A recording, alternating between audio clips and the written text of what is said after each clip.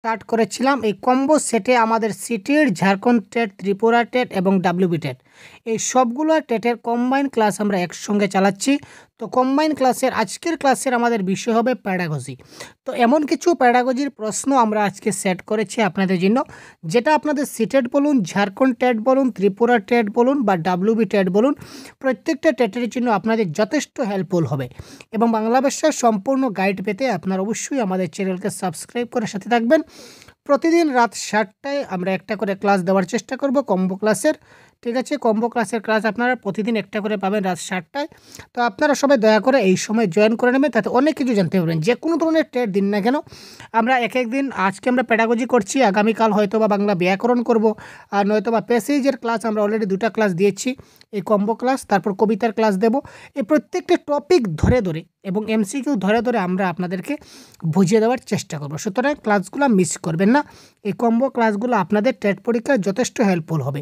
তো চলুন দেরি না করে আজকের আমরা প্যাডাগজির প্রশ্ন দেখে নেই। শুধুমাত্র Jharkhand TET, Tripura TET, WB TET, C TET অর্থাৎ যে সকল টেট পরীক্ষায় বাংলা ভাষা আছে, এই প্রিভিয়াস ইয়ারের কোয়েশন আমি নিয়েছি, এখানে দেখেছি কী ধরনের প্যাডাগজির কোয়েশনগুলো আসে, সেই হিসাব মতে আমি আজকের ক্লাসের কোয়েশনগুলো সেট করে নিয়েছি। ঠিক আছে, তো চলুন এবার আমরা প্রশ্নগুলো দেখে নেই।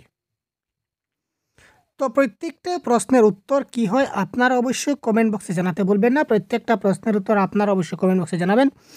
ভালো হাতের লেখায় যথাযথ প্রকাশ ঘটবে। একজন যদি ভালো হাতের লেখা হয়, তো ভালো হাতের লেখার ক্ষেত্রে কোন জিনিসের প্রকাশ ঘটে? ছন্দ, অলঙ্কার, নাকি বর্ণ, নাকি ছেদ, জ্যোতি এবং বিরাম চিহ্ন? ভালো হাতের লেখায় প্রকাশ ঘটতে গেলে আমাদের কোন জিনিসের উপর বেশি ফোকাস দিতে হবে?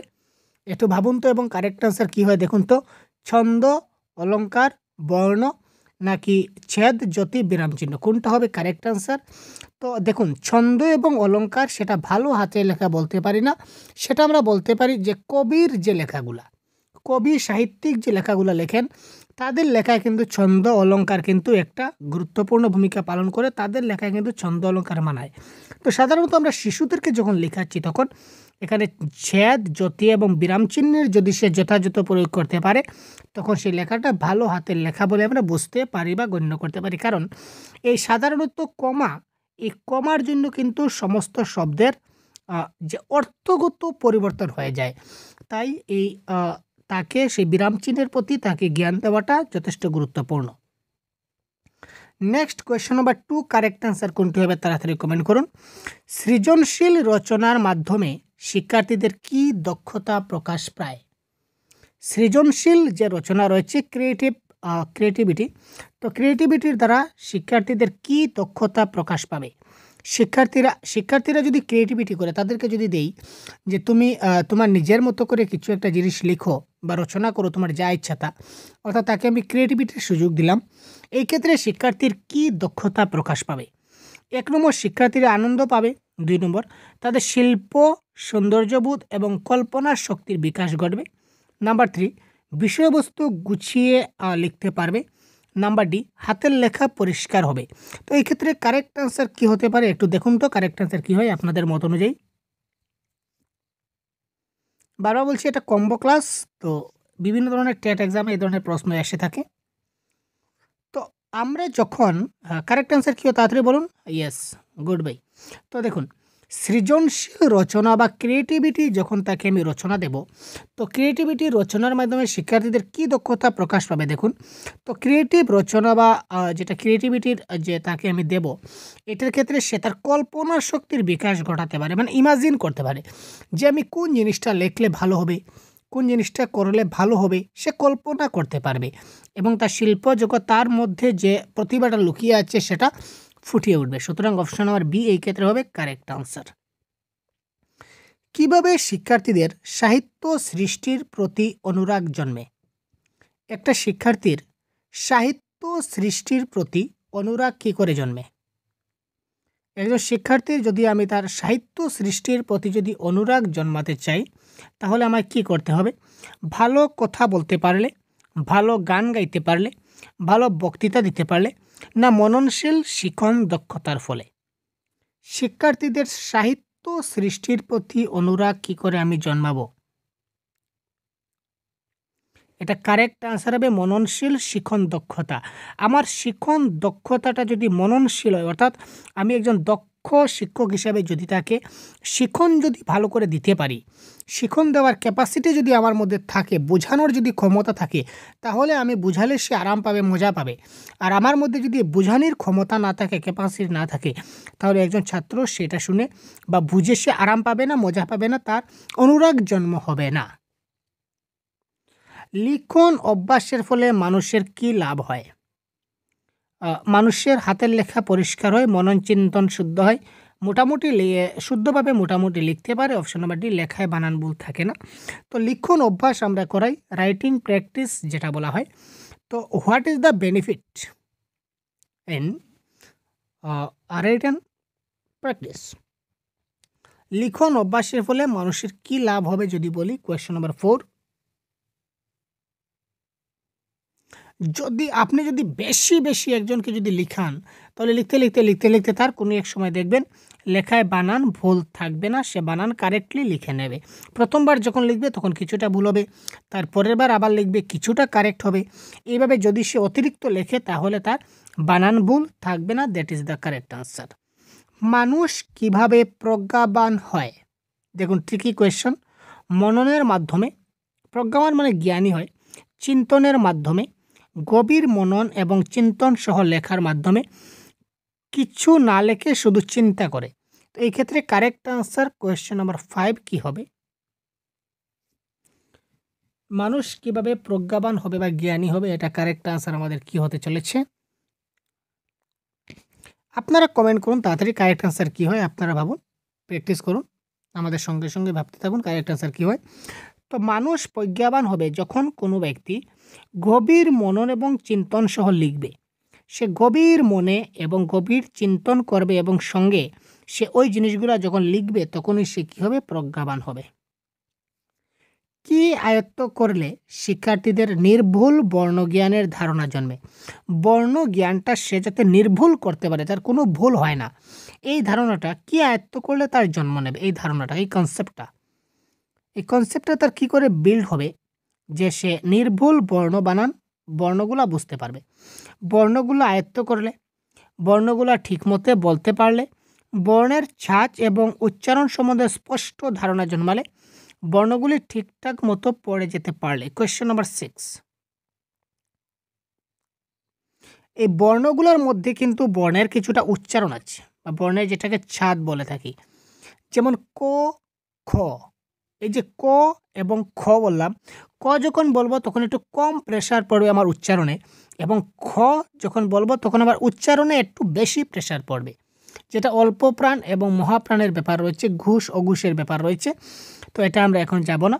তো এবার দেখুন, এই যে বর্ণগুলো যদি তাকে আমি ভালো উচ্চারণ সমেত যদি শেখাতে পারি, যেমন চ, চ, ছ, এবার এই চ, ছর মধ্যে যদি আমি তাকে ছ বলতে যদি এবার ছেড়ে দিই, তাহলে সে বুঝতে পারবে সে ছ।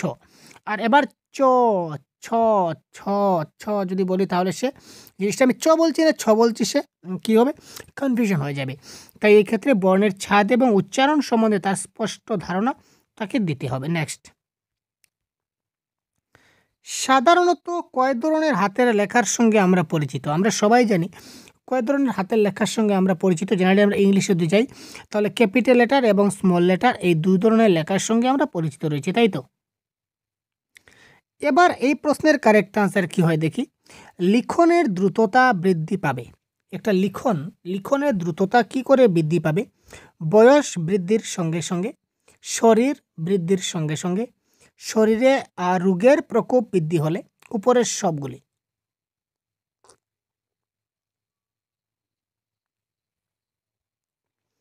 আচ্ছা, শরীরে যদি রোগ বেশি হয়, মনে করুন আমার শরীরে রোগ অনেক বেশি পেয়েছে, আমার লেখা কি এত স্পিডে হবে? মোটেই না। শরীরে রোগ আসবে ভাই, আমি লিখতেই পারবো না। শরীর বৃদ্ধির সঙ্গে সঙ্গে আমি শরীরটা আমার অনেক মোটা হয়ে গেল, তখন আমি কি লিখতে পারবো? লেখার দ্রুততা স্পিড হবে না। তো এই ক্ষেত্রে আপাতত দুটো অপশন যেহেতু কারেক্ট করলাম, তো উপরের দুটো অপশন এলিমিনেট করলাম, তার মানে উপরের সবগুলি হওয়ার তো কোনো চান্সই নেই। তো আলটিমেটলি একটাই অপশন বেঁচে থাকলে এটাই হবে কারেক্ট আনসার, বয়স বৃদ্ধির সঙ্গে সঙ্গে। আর প্যাডাগজির আনসারগুলো আপনারা এইভাবে এলিমিনেশন মেথডের মাধ্যমে করবেন, যথেষ্ট হেল্প হবে। লিখনের ক্ষেত্রে স্পষ্টতা হলো লিখনের ক্ষেত্রে স্পষ্টতাটা কি? বাক্যের মধ্যে শব্দগুলির পরস্পর থেকে নির্দিষ্ট দূরত্বে অবস্থান, তারপর হচ্ছে সাধু ভাষার ব্যবহার, চলিত ভাষার ব্যবহার, নাকি উপরের সবগুলি? আচ্ছা, এবার দেখুন, আপনারা ভাববেন যে স্যার সাধু ভাষায় যদি ব্যবহার করি তাহলে লিখনের স্পষ্টতা আসবে, স্যার যদি চলিত ভাষায় ব্যবহার করি তাহলে তো স্পষ্টতা আসবে। তাহলে দুটোই কারেক্ট। তো এই দুটো যদি কারেক্ট হয় তাহলে উপরের সবগুলি কারেক্ট। তো সবগুলি কারেক্ট হলে সাধু ভাষা এবং চলিত ভাষায় কিন্তু একসঙ্গে আমরা লিখতে পারি না, হয়তো শুধুমাত্র সাধু লিখব, নতুবা শুধুমাত্র চলিত লিখব। এবং এখানে বলেছে ক্লিয়ার দেওয়া আছে স্পষ্টতা। এই যে আমরা যদি বাক্যের মধ্যে শব্দগুলি পরস্পর থেকে নির্দিষ্ট দূরত্ব অবস্থান করে, অর্থাৎ একটা অক্ষর থেকে আরেকটা অক্ষরে কতটা ডিস্টেন্স আছে, একটা শব্দের পরে আরেকটা শব্দ, যেমন এই যে সাধু ভাষা এবং ব্যবহার, তার মধ্যেখানে যে গ্যাপ, এই গ্যাপটা আমাদের দেখতে হবে। ঠিক আছে, এই যে বাক্যের মধ্যে শব্দগুলির পরস্পর থেকে নির্দিষ্ট দূরত্বে অবস্থান, এই যে প্রত্যেকটার মধ্যে যে গ্যাপ আছে এগুলা কিন্তু সবগুলো সমান হতে হবে, এবং লেখার যে সাইজগুলো রয়েছে সাইজগুলো কিন্তু সমান হতে হবে। এবার আমি যদি লিখি সাধু, এই দেখুন ধু, এটা কি সুন্দর হয়েছে, স্পষ্ট হয়েছে? না, মোটেই না। কারণ সাটা ছোটো হয়ে গেছে, ধুটা বড় হয়ে গেছে, মোটেই হলো না, সুন্দর হলো না, স্পষ্ট হলো না। তাই সবগুলো সাইজ আমার সমান হতে হবে এবং তার একটা দূরত্ব বজায় থাকতে হবে পরস্পরের ক্ষেত্রে। সুতরাং option number A is the 100% correct. লেখার জন্য শিক্ষার্থীর ড্যাশ প্রয়োজন। লিখতে গেলে শিক্ষার্থীর কিসের প্রয়োজন? খাবারের প্রয়োজন, ঘুমের প্রয়োজন, খেলার প্রয়োজন, আগ্রহের প্রয়োজন। ভেরি সিম্পল কোয়েশন, যে কোনো কেউ দিতে পারে। তো আপনারা সবাই দেখি তো কার আনসার সঠিক হয়, খুব তাড়াতাড়ি কমেন্ট করুন। লেখার জন্য শিক্ষার্থীর কিসের প্রয়োজন? শুধু লেখা নয়, আমি বলবো লেখার জন্য, পড়ার জন্য, যে কোনো কাজ করার জন্য কিসের প্রয়োজন লাগে? আগ্রহ লাগে, ইন্টারেস্ট। আমি কাজটা করতাম, এটা আমার মধ্যে থাকতে হবে। যদি আমার মধ্যে থাকে যে আমি কাজটা করতাম, আমাকে কাজটা করতেই হবে, তখন আমি করতে পারবো। আর যদি আমি বলি না এটা না করলেই হবে, এই যে আমি আজকে ভিডিও আপনার জন্য তৈরি করছি, আমার মধ্যে আগ্রহ আছে ভিডিও বানানোর, তাই আমি আপনাদের জন্য ভিডিও প্রোভাইড করছি। আর না হলে আমি কেন ভিডিও তৈরি করতাম? আমার মনে যদি আগ্রহ না থাকে, আরে ভিডিও বানাবো, এমনিতেই বানাবো, এমনিতেই বানাবো, 2 দিন পর বানাবো, 4 দিন পর বানাবো, না বানাইলে হবে? এই ধরনের করলে আমার সারা জীবনেই বানানো হবে না। আমার আগ্রহ থাকা প্রয়োজন যে আমার এক্ষুনি বানাতে হবে, এক্ষুনি করতেই হবে, যত তাড়াতাড়ি করবো ততই মঙ্গল। তাহলে আমি খুব তাড়াতাড়ি ভিডিওটা আপনার জন্য তৈরি করতে পারবো সুন্দরভাবে। ঠিক আছে, সুতরাং যে কোনো কাজ করার জন্য আমাদের আগ্রহের প্রয়োজন আছে। ঠিক আছে, সুতরাং লেখার জন্য আমাদের শিক্ষার্থীদের কিসের প্রয়োজন? ভাই, আগ্রহের প্রয়োজন। নেক্সট, শিক্ষার্থীরা কিভাবে সৃজনশীল লেখায় অভ্যস্ত হতে পারে? একজন শিক্ষার্থীকে আপনি ক্রিয়েটিভিটি রাইটিংয়ে কী করে অভ্যস্ত করতে পারেন? সবসময় এটা ওটা লিখলে, ভাবনা চিন্তা করে নির্ভুলভাবে লিখন চর্চা করলে, মাঝে মাঝে ওটা ওটা লিখলে, ভাবনা ছাড়াই কোনো কিছু লিখলে। সৃজনশীল লেখাটা মানে কি? 11, কোয়েশ্চেন নাম্বার 11, খুব তাড়াতাড়ি বলুন, সৃজনশীল লেখাটা মানে কি?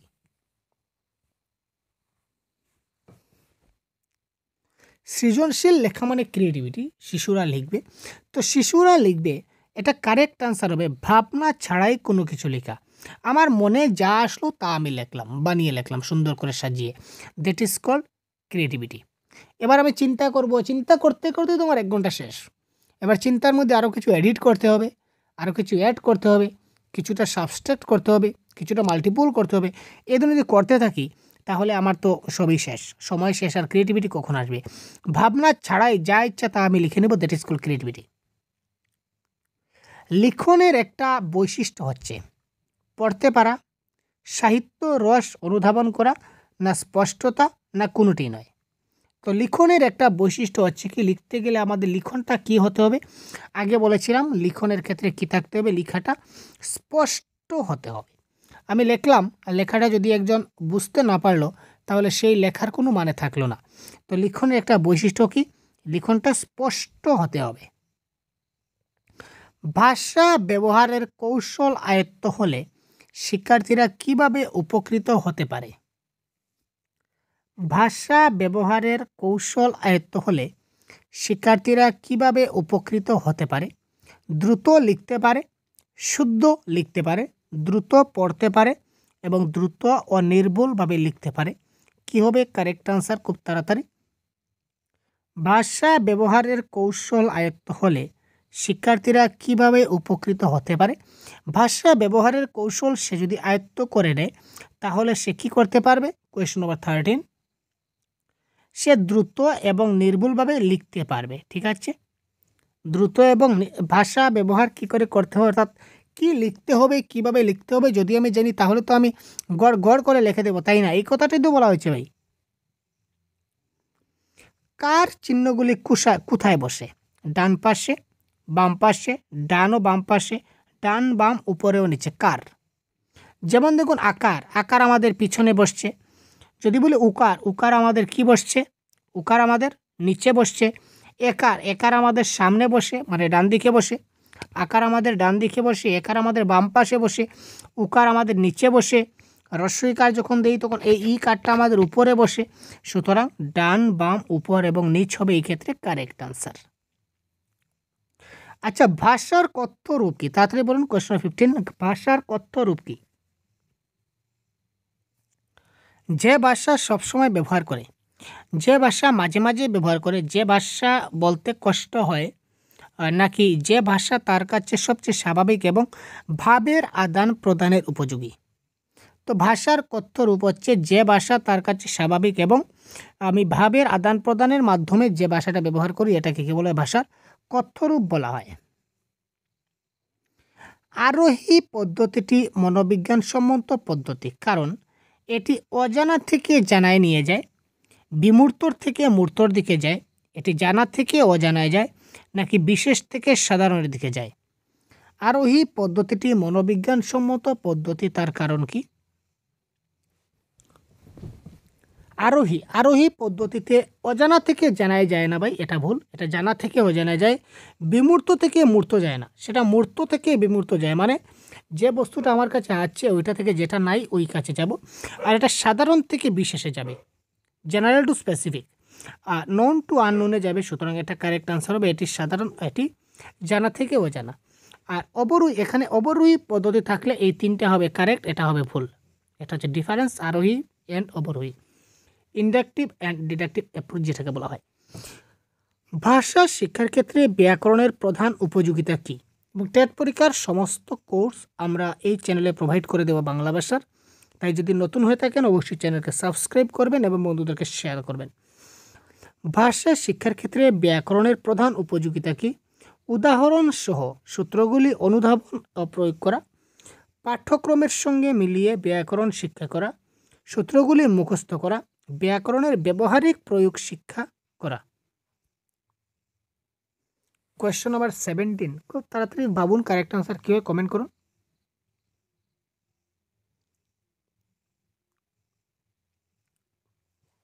তো এই ক্ষেত্রে কারেক্ট আনসার হয় উদাহরণ সহ সূত্রগুলি অনুধাবন এবং প্রয়োগ করা হচ্ছে ব্যাকরণের প্রধান উপযোগিতা।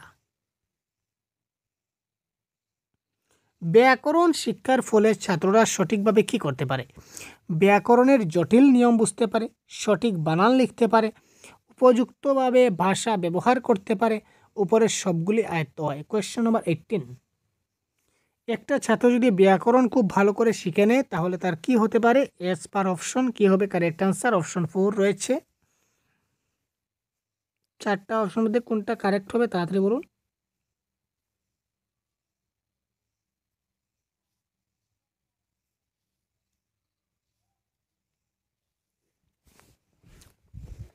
তো এটা আমাদের কারেক্ট আনসার হয়ে যাবে ব্যাকরণ শিক্ষার ফলে ছাত্ররা সঠিকভাবে ব্যাকরণের নিয়ম বুঝতে পারে, এটাও কারেক্ট। সঠিক বানান লিখতে পারে, এটাও কারেক্ট।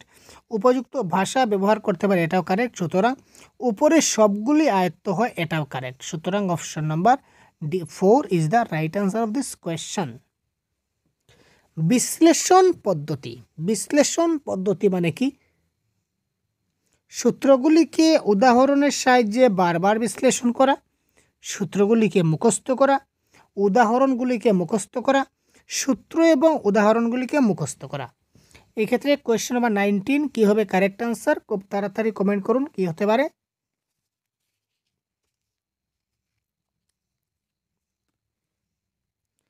দেখুন, মুখস্থ করা হচ্ছে প্যাডাগজির ভাষায় নেগেটিভ ওয়ার্ড। আপনারা যখনই মুখস্থ পাবেন তখনই সঙ্গে সঙ্গে এইগুলোকে আপনি কি করবেন? কেটে দেবেন। এইগুলো আপনার কারেক্ট আনসার হবে না। সুতরাং এই ক্ষেত্রে কারেক্ট আনসার হবে সূত্রগুলিকে উদাহরণের সাহায্যে বারবার বিশ্লেষণ করা হবে। Correct answer. অবরোহী পদ্ধতির বৈশিষ্ট্য কী? অবরোহী পদ্ধতি, আগে আমরা আরোহী ছিলাম, এবার হচ্ছে অবরোহী। ভাষাই ব্যাকরণকে অনুসরণ করে, ব্যাকরণ ভাষাকে অনুসরণ করে, শিশু কিশোরের পক্ষে উপযোগী, ব্যাকরণ পাঠকে আকর্ষণীয় করে। তো কোয়েশ্চেন নাম্বার 20 কারেক্ট আনসার হবে ভাষাই ব্যাকরণকে অনুসরণ করে। ঠিক আছে, তো এই ছিল আজকের ক্লাসের টোটাল 20টি প্রশ্ন এবং এই হচ্ছে 20টি প্রশ্নের আনসার কি, এবং বাংলা ভাষার সম্পূর্ণ ক্লাস, সম্পূর্ণ পিডিএফ, সম্পূর্ণ প্রিভিয়াস কোয়েশ্চন, সম্পূর্ণ গাইড, আপনারা মক টেস্ট যা যা লাগে আপনারা সব আমাদের সহজগুরু ইউটিউব চ্যানেলে পেয়ে যাবেন। আমরা জানি তো সিটেট পরীক্ষার বাংলা ভাষার কমপ্লিট কোর্স এবার থেকে আমরা সহজগুরু অ্যাপের মাধ্যমে আমরা লঞ্চ করেছি। অ্যাপের মাধ্যমে আপনারা প্রতিদিন ক্লাস পাবেন, যেখানে live class, recorded class, PDF notes, প্রত্যেকটা ক্লাসের পিডিএফ, ইবুক, 50টারও বেশি মক টেস্ট, 50টারও বেশি practice set, previous year question 2012 থেকে 2024 আমরা করব। এখানে অ্যাপ খুলে দেখতে পাবেন ফ্রি কন্টেন্ট, এখানে ক্লিক করলে আপনারা বিভিন্ন ধরনের ফ্রি নোটস দেখতে পাবেন, যেটা আমরা অলরেডি প্রোভাইড করেছি, আরও সময় সময় আমরা আপডেট করতে থাকবো। তারপর এখানে ডেইলি মক টেস্টে ক্লিক করলে আপনারা প্রতিদিন মক টেস্ট দিতে পারবেন। তাছাড়া আপনারা আপনাদের ডাউটগুলো ক্লিয়ার করতে পারবেন, প্রিভিয়াস ইয়ার কোয়েশ্চনগুলো দেখতে পাবেন। তো আর দেরি কিসের, এখনই আপনারা প্লে স্টোর থেকে ডাউনলোড করে আপনারা এই অ্যাপটা ডাউনলোড করে নিন এবং আপনাদের প্রিপারেশন এখন থেকে স্টার্ট করে নিন। সুতরাং আপনারা যদি এখনও চ্যানেলকে সাবস্ক্রাইব করে না থাকেন, অবশ্যই চ্যানেলকে সাবস্ক্রাইব করবেন এবং বাংলা ভাষার কোথায় আপনাদের সমস্যা হচ্ছে, কোন টপিকের ক্লাস চাই, মক টেস্ট চাই, কী চাই, পিডিএফ চাই, যা দরকার হয় কমেন্ট বক্সে জানাবেন, আমরা আপনাদেরকে যতটুকু সম্ভব আমরা সাহায্য সহযোগিতা করে দেব। ঠিক আছে, তো পরবর্তী অন্য একটা ক্লাসে আবার কথা বলছি, ততক্ষণ ভালো থাকুন, সুস্থ থাকুন। জয় হিন্দ, ধন্যবাদ।